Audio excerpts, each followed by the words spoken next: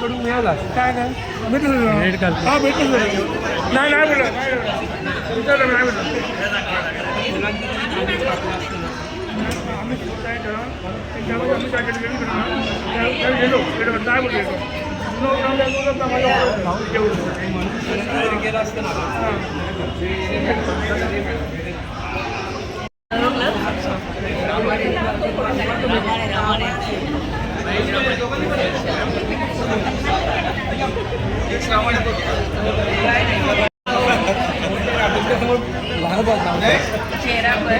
बोला आम्हाला आनंद आहे मोठ्या झाला सर नाही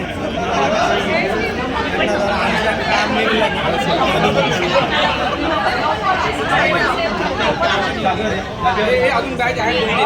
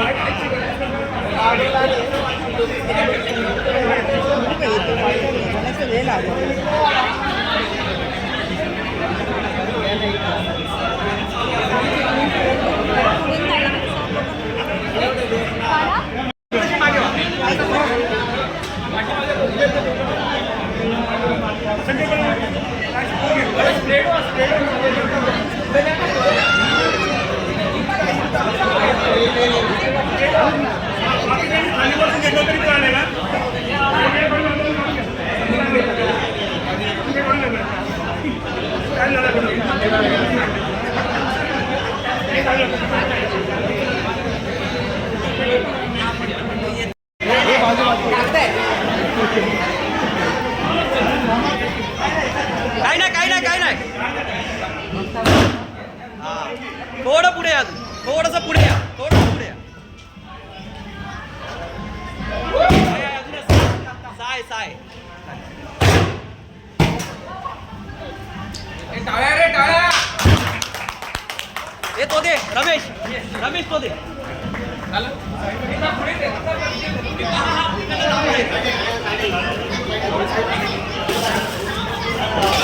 या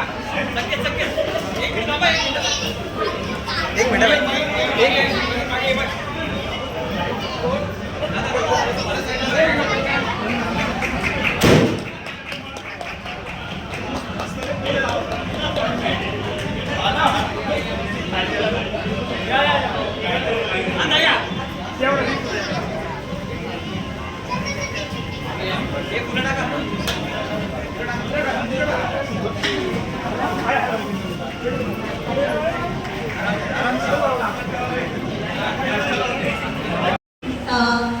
पुष्प अर्पण करण्यासाठी मी पाटील सर, बंडनकर सर, संसारे सर आणि सरकार सर यांना आमंत्रित करते.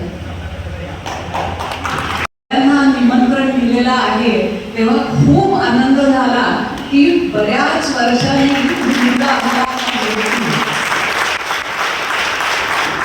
इकडे करताना मी आणि जोशी मॅडम ज्या वेळेला आलो त्यावेळेला इतक्या अंदाजाने पावलं टाकत आलो की समोर ही आहे ते आपलीच मुलं आहे का दुसराच काहीतरी कार्यक्रम चाललेला आहे, कारण ओळखता आलं नाही आम्हाला कुणालाही.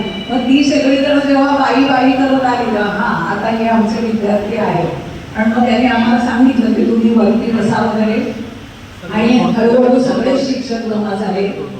खूप कार्यक्रमाचं नियोजन अत्यंत उत्तम केलेलं आहे.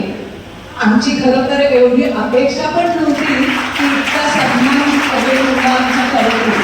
आम्हाला त्यांनी ठेवलेलं आहे हेच आम्हाला खरं तर पुरेसं होतं, पण तुम्ही आम्हाला बऱ्याच भेटवस्तू देऊन वगैरे सन्मानित केलेलं आहे त्याबद्दल तुमचं कौतुक करते. चांगले मित्र जे गोळ्या औषधांपेक्षा कमी नसतात आणि अहो औषधांना एक्सपायरी असते पण मित्रांना ती कधीच नसते.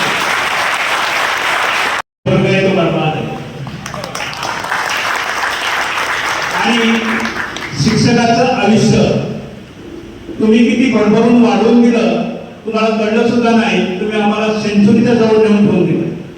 कारण आम्ही सगळे तुमच्या शुभेच्छांमुळे सेंचुरीपर्यंत पोहोचू शकतो. कारण ज्या दिवशी आपला विद्यार्थी आपल्याला विसरला त्याच दिवशी तो शिक्षक मेला म्हणून समजून घ्यायचे. हे माझं स्वतःचं तत्व आहे. बाकीच्या मित्रांसाठी मी त्यांना कोणाला झोपायची इच्छा नाही आणि तुम्हालाही कोणाला झोपायची इच्छा आहे. तुम्ही जेवढे दिवस आम्हाला लक्षात ठेवाल तेवढे दिवस आम्ही जिवंत आहोत. म्हणजे तुमची जोपर्यंत आमच्याकडे लक्ष असेल ते माझे सर होते, ही माझ्या मॅडम आहेत. मित्रांनो, आयुष्य हे असंच असतं. जन्म देणारा आईवडील असतात, पण आपल्या प्रगतीमध्ये वाट दाखवणारे अनेक वाटाणे आपल्याला भेटत असतात. आणि जिथं जे भेटले त्यांच्याकडून जे घेता आलं ते चांगलं घ्या, कारण ते आपल्याला आयुष्यभर पुरतं. आजही आम्ही जरी रिटायर झालो तरी आम्ही नवीन नवीन मित्र मिळवले आणि त्या मित्रांमध्ये आम्ही एवढं रमत जातो आणि बऱ्याचदा असं म्हणतो की आपण वेगवेगळ्या क्षेत्रातून आलो, पण एकत्र येताना कुणी कुणाची जात धर्म पंथ लिंग वगैरे काय बघत नाही. कारण जी साधी झाली या सगळ्या गोष्टी घेऊन असतात आणि या सगळ्या पुढे भविष्यात तुम्हाला सामोरं जायचं. आम्ही तरी अशा पिढीतले आहोत की ज्या पिढीमध्ये एकमेकाला आम्ही वेळ देत होतो, गप्पा मारत होतो, त्यावेळेला मोबाईल सुद्धा नव्हता. आज तुमच्याकडे हा मोबाईल म्हटला की तो म्हणतो तू कुणाकडे जाऊ नको, माझ्याकडेच थांब. मनात भावना निर्माण झाली की 2 मिनिटात मिळून जातो. वाढदिवसाच्या शुभेच्छा इतकं छान टाकलेलं असतं, पण त्यात भावनाच नसतात. कदाचित आपण आपल्या मित्रांना फक्त फोन करून सांगा, अरे तुला माझ्याकडनं वाढदिवसाच्या शुभेच्छा, ग्रुपवर टाकल्यामध्ये काम संपतं. आता हे असे धावपळीचा कालावधी आहे. जग इतकं जवळ येत आहे तशी मन मात्र एकमेकापासून लांब जात आहे. आणि आज तुम्ही सगळ्यांना एकत्र बांधून ठेवण्यासाठी आम्हाला इथं बोलावलं. त्या निमित्ताने का असे ना, आमची मुलं आम्ही शिकवायचो आणि मग परीक्षा घ्यायचो. आता आयुष्याची परीक्षा देऊनच ती आमच्याकडे आलेली आहे. म्हणजे तिकडे ते पास झाले आणि आम्हाला दाखवायला आले की सर मी आधी परीक्षा दिलेली बरं का, म्हणजे धडा मी शिकलो आहे. मग न सुद्धा परीक्षा दिलेली आहे. आता सगळ्या गोष्टी मी गंभीरपणे करू शकतो. आणि असेच एकत्र आला की कोणती गोष्ट अशक्य नसते. आणि मित्रांबरोबर खरोखर वेळ घालतो.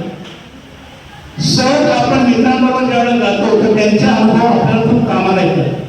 मी एक अशा ग्रुपमध्ये काम करतो की आमचे 88 लोक ज्येष्ठ नागरिक सभासद आहेत, ज्यांची वय 80च्या पुढे काही काही माणसांचं. त्यांच्याबरोबर मी राहतो, त्यांच्यात मी सगळ्यात लहान, पण त्यांचे अनुभव मी जमा करून घेतो. कारण मला माहिती आहे की अनुभव एकदा संपले की परत आपल्याला भेटणार नाही. म्हणून जे जे आपल्याला मिळेल ते चांगलं चांगलं वेचून घ्या आणि आपलं आरोग्य संपन्न करा. कोण म्हणतं की माणूस आजारी पडतो? कधीच पडत नाही. आपल्याबरोबर चांगल्या विचारांची माणसं जोडली की आपलं आरोग्य खूप चांगलं राहतं. आरोग्य चांगलं ठेवण्यासाठी मित्र चांगले आले. त्यासाठी आपण आता हरवलेले मित्र शोधत असण्यापेक्षा जे आपल्याबरोबर आहेत त्यांच्यामध्ये वृद्धी करा. आपण आता एकत्र आलात, आता येथे काही मित्र हरवले तुमचे जे तुमच्या कॉन्टॅक्टमध्ये येत नाही. कारण जीवन थोडा असंच आहे. आपण कुठे राहतो, कुठे खास खड्ड्यामध्ये अडकून उभे राहू, त्यावेळेला आपले मित्र भेटत नाही आणि मग आपण शोधतो, अरे तो माझ्याबरोबर होता ना, तो काय करतो, आणि चुकून काहीतरी वेगळी बातमी आपल्याला ऐकायला येते. असं होण्याच्या आधी आपण सगळे एकत्र राहा. कारण युनिटी असेल ना, कोणतीही समस्या समोर येते. युनिटी समस्या सोडवते. आणि तुमची युनिटी पाहून मला खूप आनंद झाला. आणि बऱ्याच मुलांनी सांगितलं, सर तुम्ही आमच्या वेळ्या म्हणायच्या, सर तुम्ही छडी मारायचा, पण मित्रांनो त्याच्या मागे प्रेम होतं. आपली प्रगती हाच आमचा उद्देश होता. कारण आम्ही सगळे मित्र ग्रामीण भागातून आलो आणि आम्ही सगळे एकच म्हणायचो की आपली प्रगती करायची असेल. मी बऱ्याचदा मुलांना गमतीने म्हणायचो, अरे मी खेडेगावातून 400 किलोमीटर इथं आलो, तुम्ही इथून पुढे गेलं पाहिजे. तर तुम्ही खरोखर आता तुमची पुढची पिढी ठाण्यातून निश्चितच जगभरात बाहेर पडली पाहिजे. असं स्वप्न बघा. कारण स्वप्न छोटं बघायचं नाही, स्वप्न मोठं बघा. आणि वर्षातून एकदा तरी मित्रांबरोबर फिरायला जा, गंमत वेगळीच असते. आपण मला समजून घेतलं त्याबद्दल धन्यवाद. बरोबर त्याबद्दल मनस्वी आभार सगळ्यांचे आणि माझ्या सहकाऱ्यांचे आभार. त्यांच्याबरोबर तुमच्यामुळे मला माझ्या सहकार्याबरोबर भेटतात. ती सुद्धा मंडळी आपापल्या कामात व्यस्त असते, कारण कुणाला कुणासाठी वेळ नाही. या जगात आपलं कोणी नसतं, मानव सगळे आपलेच असतं. फक्त आपण ठरवायचं कुणाबरोबर राहायचं, कुणाबरोबर आपण प्रगती करायची. धन्यवाद. जे व्यासपीठ तयार केलेले त्या व्यासपीठावर भारतीय राज्यघटनेचे शिल्पकार डॉक्टर बाबासाहेब आंबेडकर, क्रांतीसूर्य महात्मा ज्योतिबा फुले, क्रांतिज्योती सावित्रीबाई फुले, आपल्या महाराष्ट्राचं आराध्य दैवत छत्रपती शिवाजी महाराज आणि जगाला शांतीचा संदेश देणारे तथागत भगवान गौतम बुद्ध यांची प्रतिमा आपल्या कार्यक्रमामुळे आपण पुढे ठेवू शकलो नाही. या सर्व महान नेत्यांच्या विचारांना आणि प्रतिमांना कोटी कोटी प्रणाम.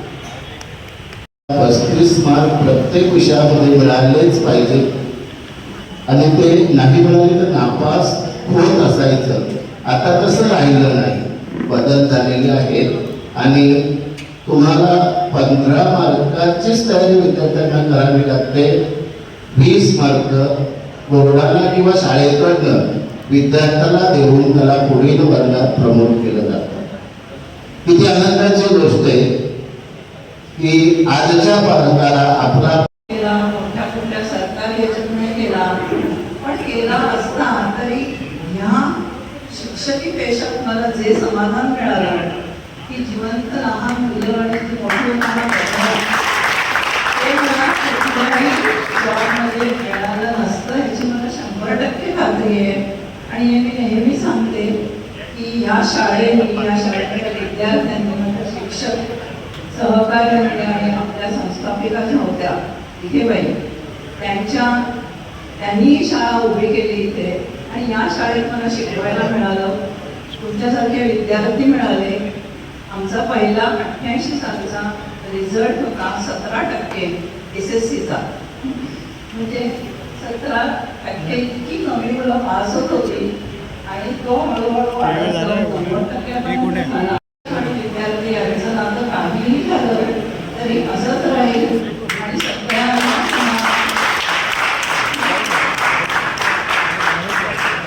शिकवणारे पण शिक्षकच असणार बाई, यायला पण शिकवणारे शिक्षकच असणार.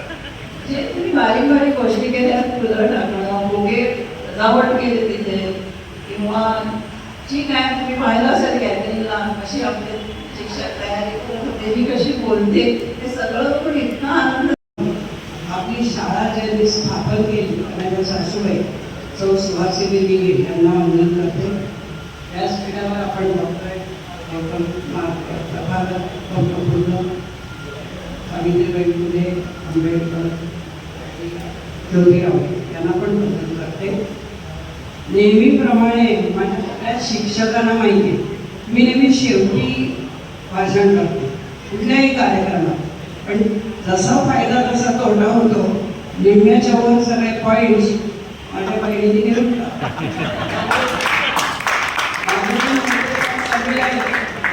वेळही कमी आहे, त्यामुळे मला 2 ते 3 गोष्टी